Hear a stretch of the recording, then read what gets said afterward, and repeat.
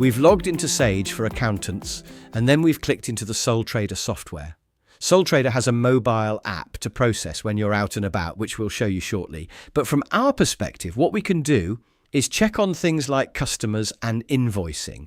So if we want to see what invoices have been raised, then everything is all digitally stored within the software. If the client is going to create an invoice, they can create that via the web browser. And invoices can be customized to add in a company logo or specific wording. And the client can choose to connect a Stripe account as well to enable them to get paid faster. In terms of banking, you can either connect a live bank feed or you can go down the route of importing a bank statement. What you'll notice here is we have a cash account and a bank account. So we can have multiple banks if needed. And when going through adding the bank data in, the imports, the connection is all very familiar if you're used to working with other Sage Cloud software. When the bank account is connected, it then downloads that information into the Drafts area. And within Drafts, we have different options to filter and sort the list. We can filter the list by description, by values, and sort by alphabetical, or by oldest or newest. And from this list, we can then see how transactions have been categorized. This might be the job of the client, so they have been doing the categorizing. It might be you're checking what they have done, or it might even be down to you to categorize transactions. You can also split a transaction and use the drop-down menu to specify which part was a business expense and which part was for non-business. This functionality allows you to support those clients with just one bank account, which they have for both personal and business use. You can categorize the personal and business amounts separately. All the titles for the categories are all predefined, based on the HMRC categories for self-assessment, so you don't have a list of nominal codes to manage. It's all designed so that it's as easy as possible for the client to be able to take over and do some of that categorization work themselves.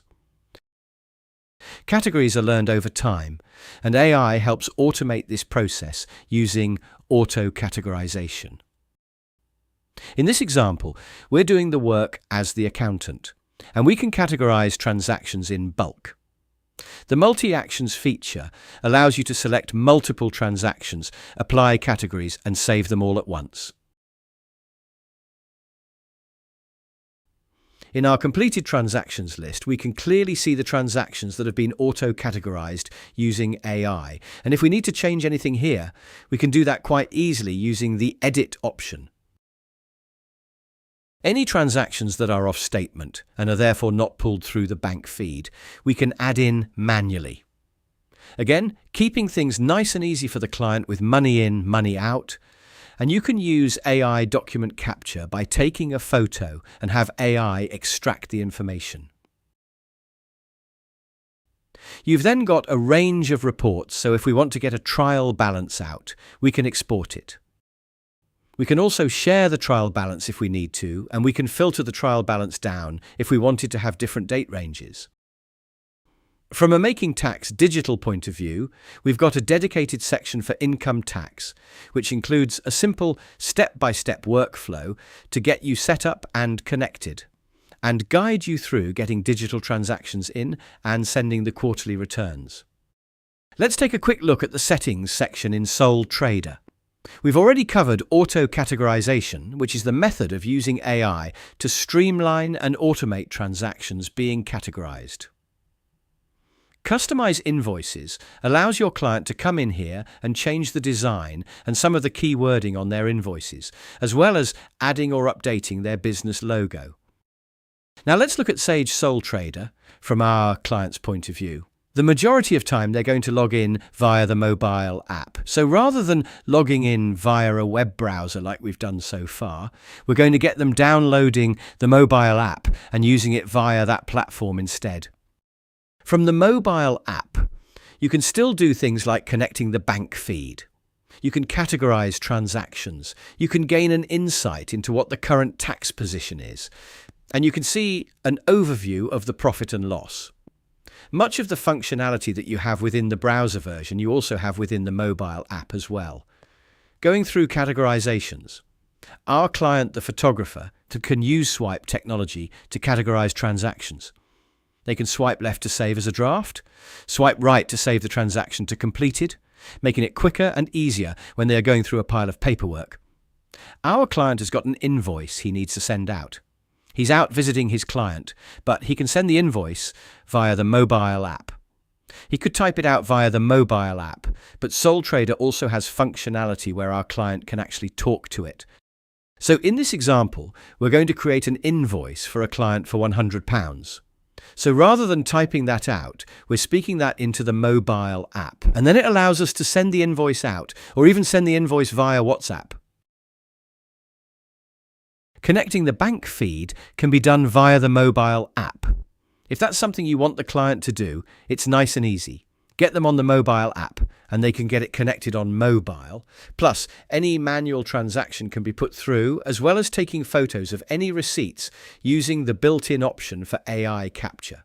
So capturing that information from the receipt and letting AI then pull out the data, preventing errors through mistyping information and helping to speed up data entry. So the client is now just checking the receipt and getting it all categorized. And if they're happy with the information, they can save the transaction, which will then appear in completed. Categorizing transactions can be done on mobile too. As you can see here, the client can choose from all the available categories, keeping it easy for our client so that they can go through and complete that work themselves. Once they've done that work, it's then over to you. So in our example, our accountant is logging back in and they're checking through what the client has done. For any instances where the client has made a mistake, you can go in and use the edit option to quickly make any corrections. You can also edit items in bulk. You've got the multi-actions feature at the top, allowing you to edit not just one at a time, but edit multiple transactions in one go. Reporting-wise, we've got the SA103 short report, which gives a breakdown of all money in and money out that has been categorized. This can be used for the current self-assessment return. So that was our Do It With Me client. He's a photographer in this example, but again, it could be any type of client where you want them to get involved and you want a piece of software that's going to be really simple for them to use in order to get them involved as much as possible.